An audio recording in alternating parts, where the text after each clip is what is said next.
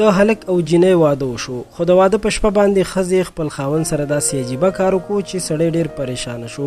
د دوی دواړو واده د مینې او محبت و، ځکه دواړه کورنۍ په دې واده ډېرې خوشحاله وي او دواړو ته یې ډېرې دعاګانې کړې وي. خو کله چې د جینۍ ډولۍ راوړل شوه او هلک هم ډېر خوشحاله و چې نن به د خپلې معشوقې دیدار وکړي. د واده په شپه باندې سړی د معمول مطابق خپلې کوټې ته لاړو چې خپله نوې میرمن او خپله ناوې وویني.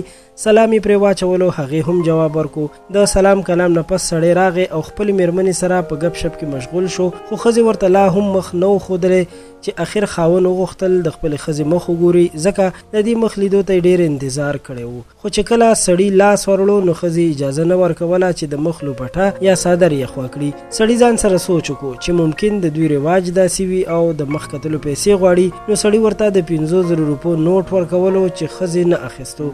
سړي سوچ کولو ښځه مې د مالداره کورنۍ ده، کیدای شي دا پیسې ورته کمې ښکاري، نو نورې پیسې هم ورته ورکړي، خو هغې بیا هم نه اخیستې. سړی ځان سره ټکنی شو چې یا خو یې زه نه یم خوښ او یا څه بل څه وجه ده چې ښځه مې راته مخامخ خبره نه کوي او نه راته مخ ښایي. بیا یې یوه تحفه چې د سرو زرو هارو او خپلې ښځې ته یې راوړی و هغه یې خپلې ښځې ته ورکولو، خو ښځې د هغې نه هم انکار وکړو. سړي په دغه وخت کې وویل چې زه ستا د خاموشۍ نه نور تنګ راغلم. د واده شپه ده، د خدای لپاره دا شپه په ما او په ځان مه غم کوه چې څه ویل غواړې صفایي ووایه. ښځې ورته وویل چې زه به تا ته ټول هر څه ووایم، خو که ته یې د اورېدو توان لري. سړي ورته وویل چې ووایه، د دې درد نه ښه ده چې زه ستا هره خبره واورم. ښځې ورته وویل چې ګوره، تا ته ما دا ښودل چې دا سره زر او دا پیسې زما لپاره هیڅ ارزښت نه لري او نه زه غواړم چې ته دا شیان ما ته راوړې. زه تا سره په غریبۍ کې هم خوشحاله یم، خو یو څیز چې ما به ډېره په عذاب کړي هغه ده چې کله زما او ستا که څه جنجال یا مشکل په منځ کې را پیدا کیږي نو هیڅکله هم ته زما مور پلار پسې بدې ردې او یا کنځل مه کوه،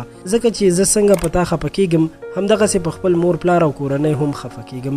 زه تا سره په هر حال کې خوشحاله یم، خو ته زما د دې خواست خیال وساته. سړي چې دا خبره واورېدې نو ډېر خوشحاله شو او ویل یې چې زما هم دا سوچ دی، مشران سپکول نه دي پکار، د هغوی قدر کول پکار دي او انشاءالله زه به هم همدغسې کوم. ښځه ډېره خوشحاله شوه او سړي ته یې لاس په لاس کې کېښودو او واده یې وکړه. قدرمنو، د دې واقعي مقصد مې دا و چې جینکۍ پردي کور ته واده شي نو په خپل مور پلار خامخا خفه کیږي، ځکه چې مور پلار ترې لرې شي او د مور پلار د سترګو پناه شي. نو خاوندانو له نه دي پکار چې داسې بد سلوک او بد عمل ورسره وکړي چې د هغو لپاره د سردردۍ سبب شي، ځکه چې هغه هم د چا لوریانې دي او داسې ظلم ورسره کول نه دي پکار. قدرمنو، دا وه زموږ د نن ورځې ویډیو چې د خان کلیک چینل د لارې مو تاسو سره شریکه کړه. امید لرم چې ستاسو به خوښه شوې وي. تر بیا مو په لوی الله سپارم. د الله په امان.